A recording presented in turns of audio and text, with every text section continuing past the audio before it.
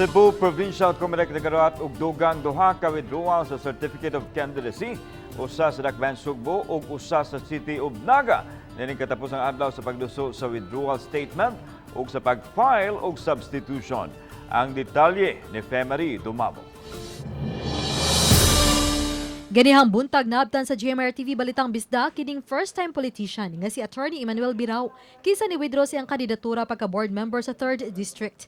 Dungan niyang giduso ang mo-substitute kaniya mao ang iyang asawa nga si Attorney Gail Birao. Matod di Birao nga nagbaylo sila og daganan nga pwesto kay siya na ang magpapili pagkakonsehal sa Dakbayan sa Toledo. Akong papa pod nag-run og mayor sa Toledo and I think mas better nga ako ang iyang partner dito kay mas makatabang ko kung ako ang run dito.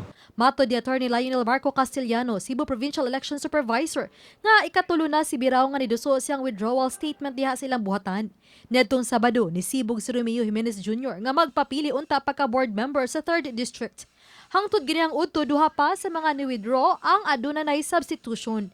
Karon po, same gyapon nga inig ka alas 5, dili na tamo dawat, but if you are inside our office by 5 p.m., we will still accept your withdrawal or substitution.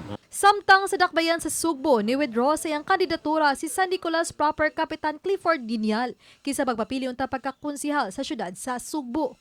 Nihulip kaniyang anak ni incumbent South District Representative Bibot Abellanosa nga si Jose Abellanosa.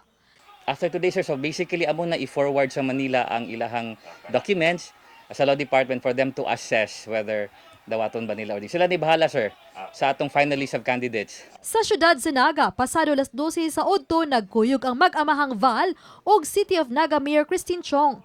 Ni-withdraw si Chong sa iyang kandidatura og ni-substitute ang kanhi mayor nga si Val Chong. Samtang sa Eastern Visayas, ganihang udto sab ni-withdraw sa re-election bid si Biliran Governor Rogelio Espina.